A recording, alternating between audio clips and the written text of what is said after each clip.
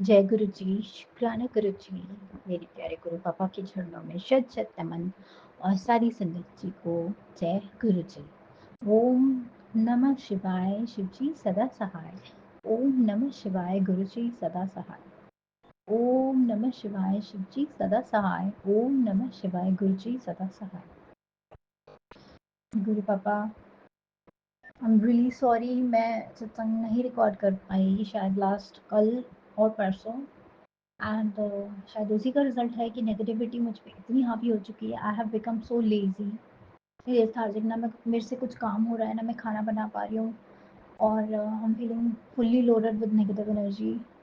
Please बाबा फिर से मेहर करिए, मैं ध्यान रखूँगी, शुक्राना सत्संग शेयर करूँ एंड रिकॉर्ड करूँ। Now it's going to be a very transformative energy for me. मैं बहुत लाइक मेरे को फिर से गट फीलिंग वही नेगेटिव वाली आ रही है when I am going to my मायके, क्योंकि आपको पता है संगत जी, गुरु पापा आपको भी पता है कि मुझे वहाँ नहीं जाना था, ज़बरदस्ती की मेरी टिकट्स करवाई हैं and I have to go. तो क्या करूँ, मुझे नहीं समझ में आ रहा। मैं वहाँ कैसे टाइम स्पेंड करूँगी, वहाँ रहना बैठना, और मतलब मैं सबकी आंखों में खटकती हूँ संगत जी वहाँ पे। ना मैं पूजा पाठ कर सकती हूँ, उन सब लोग मेरी हंसी उड़ाते हैं, और कोई प्राइवेसी नहीं है वहाँ, कोई पर्सनल सेपरेट रूम नहीं है। पहले जब मेरे पापा थे then they used to be a separate room जहाँ पे मैं अपना प्राइवेट स्टफ कर लेती थी, जैसे एज सच कुछ भी, लाइक तैयार होना है, कहीं भी जाना है, थोड़ा सा मी टाइम मिल जाता था। और अब मम्मी ने पहले से ही फ़ोन करके बोल दिया है कि जिस रूम में हम लोग रह रहे हैं उसी रूम में रहना है, और मतलब डूज़ एंड डोंट्स टाइप के। और संगत जी आप समझ सकते हो, ऑब्वियसली अपने घर तो हम हक से रह सकते हैं, बट हम जब बेसिकली दूसरे घर में शिफ्ट होते हैं तो कितना दबाव प्रेशर होता है, और चीज़ें काफ़ी डिफरेंट होती हैं, क्योंकि हम खाने के लिए दूसरे पर रिलाई हो जाते हैं। वो बहुत ज़्यादा मेरे को पिंचिंग लग रही है चीज़। मुझे नहीं समझ में आ रहा मैं क्या कैसे इस चीज़ को ओवरकम करूँगी, कहाँ से मैं 8-10 दिन का खर्चा उठाऊँगी, क्या करूँ, मुझे कुछ नहीं पता गुरु पापा। मैं बहुत ज़्यादा डर रही हूँ, मुझे नहीं जाना, क्योंकि जब भी वहाँ जाओ हमेशा वहाँ लड़ाई, नेगेटिव थिंग्स, और मेरी सपोर्ट में मेरे लिए कोई स्टैंड नहीं लेता है। बस सारा दिन मेरी छोटी बहन के रिगार्डिंग बातें होती रहती हैं, वो उसकी बच्ची, मैं, मेरे बच्चे do not matters to them at all. फिर वहाँ अपनी मर्ज़ी से मैं कुछ बना भी नहीं सकती हूँ, क्योंकि दे रियली नीड कि I should take the permission. मुझे अब मायके में जाना बंधन लगता है संगत जी, मैं सच बताऊँ। चीज़ें काफ़ी डिफरेंट हो गई, मैं वहाँ ना हक से रह पाती हूँ, वहाँ पे मुझे ऐसा लगता है I am living like a slave. और शायद जो मेरा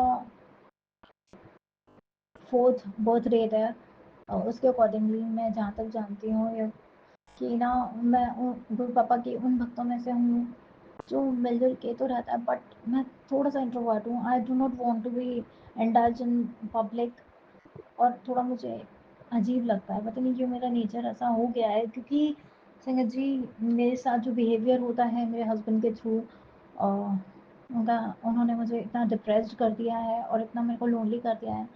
ना वो मुझसे बात करते हैं, ना उन्हें मेरा बनाया हुआ खाना पसंद आता है, ना उन्हें मेरा घर साफ मेरा उन्हें पसंद आता है, मतलब हर चीज़ में उनको कमियाँ निकालनी होती हैं।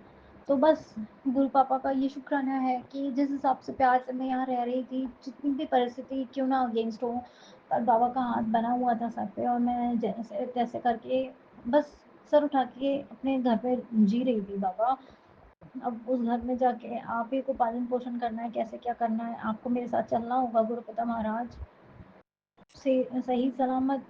सुना है 16 से लेके 20 तक ऐसे डेज हैं जो थोड़े से रिस्की हैं फॉर ट्रैवलिंग। मैं सभी को बताना चाहूँगी बी वेरी केयरफुल, और इन दिनों 16 जून से लेके 20 जून तक कुछ भी नया काम ना करें।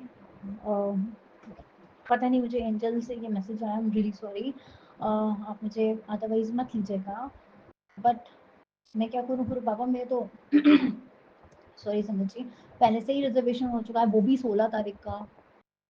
पर कोई नहीं, मैं तो बस ये समझूंगी मेरे भोले बाबा का दिन है, वो मंडे है, और प्लीज़ बाबा सही सलामत पहुंचा देना,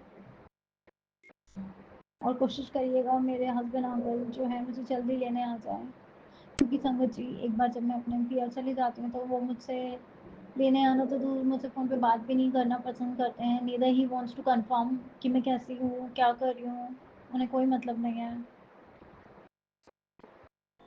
पता नहीं संगत जी, it feels like very hurting. हम जिसके लिए भी जीवन में सबसे ज़्यादा लॉयल होते हैं, जिसको हम सबसे ज़्यादा प्यार करते हैं, सबसे ज़्यादा दुख और दर्द उसी से ही मिलता है। मेरे साथ तो ऐसा है संगत जी, पर्सनली आपको बताऊं कि मैंने जब जब जिससे प्यार किया वो मुझसे पीछा छुड़ाना चाहता है। आई डोंट नो कहाँ मेरी कमी रह रही है। बस गुरु पापा मेरी आंखें खोल देना, बुद्धि बंधन जिसने भी जो भी किया है वशीकरण के थ्रू नेगेटिविटी भेज के वो सब खोल दीजिए बाबा, क्लैरिटी करवा दीजिए लाइफ में, फोकस करवा दीजिए कि बस अपनी कमाई का खाएं, किसी के टुकड़ों पे ना पलना पड़े बाबा, और किसी भी संगत जी को किसी के टुकड़ों पे ना पलना पड़े। आई रियली विश, और ऐसा होगा भी। मैं मानती हूँ गुरु पापा की सारी संगत ऑलरेडी फुली इंडिपेंडेंट है, बस मैं ही एक रह गई हूँ जो मेरे पे कृपा कहीं से रुक रही है। बाबा आपको ही मेहर करनी होगी, और मैं कुछ नहीं कर सकती, आपके बताए हुए रास्ते मैं ज़्यादा फॉलो नहीं कर पाती, मुझे माफ़ कीजिएगा। कल तक मुझे थोड़ा बेटर फील हो रहा था, पता नहीं फिर अगेन ऐसा हो जाता है कि कुछ चीज़ें ऐसी खाने में आ जाती है जिनकी वजह से फिर से ब्लोटिंग होना शुरू हो जाता है, फिर पेट में वही पेन जो पहले वाला होता है, और फिर उसी के थ्रू मेरे को वही आईबीएस वाले प्रॉब्लम्स और सर में दर्द और काफ़ी वही सिम्टम्स रिपीट होने लग जाते हैं। गुरु पापा सिवाय आपके कोई नहीं है जो हमारी ज़िंदगी की नैया संवारे। गलतियाँ अनगिनत करी हैं, हाथ जोड़ के कान पकड़ के माफ़ी मांगते हैं बाबा, पर आपने कभी साथ नहीं छोड़ा, उस चीज़ के लिए बाबा सदा सदा के लिए हमेशा के लिए थैंकफुल हूँ मैं आपको। चाहे कोई मेरी ज़िंदगी में रहे ना रहे, बस बाबा आप ज़रूर रहिएगा, और अगर हो सके तो कोई ऐसा फ्रेंड ज़रूर भेजिएगा, may be it could be female या कोई भी, जिससे मैं अपनी बस दिल की बातें शेयर कर सकूँ, जिससे कि मुझे समझ सुसाइडल थॉट्स ना आए प्लीज़। और बिल्कुल गलत चीज़ें मुझे नहीं सोच रही हैं, मैं नहीं चाहती कि नेगेटिविटी मुझ पे हावी हो। बस बाबा एक सहारा भेज देना, एक छोटा सा सहारा, कोई भी, चाहे मतलब मेरे बच्चे हैं संगत जी।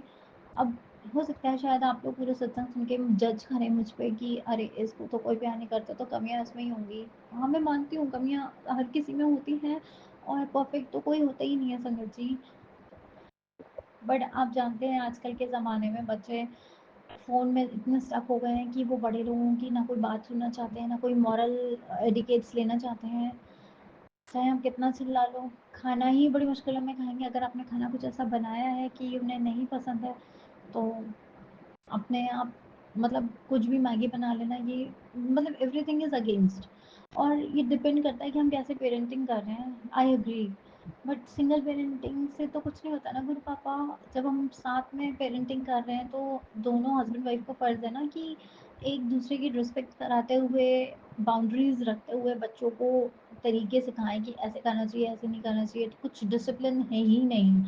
बस मैं ये चाहूँगी गुरु पिता महाराज के जितने भी हमारे गुरु परिवार के बच्चे हैं और मेरे बच्चे हैं, उनको डिसिप्लिन समझा दीजिए, सिखा दीजिए, उनकी बुद्धि खोल दीजिए, स्पेशली जो मेरी बेटी है और मेरा बेटा, इन दोनों जो गुरु पापा आपने ब्लेस किए हैं, आप तो उनके नानू पाओ ना, आप उन्हें समझाइए कि क्या किस तरीके से उन्हें रहना चाहिए, कैसे उन्हें बिहेव करना चाहिए, स्पेशली अपनी माँ के लिए प्लीज़ उनको स्टैंड लेना आना चाहिए, और दे शुड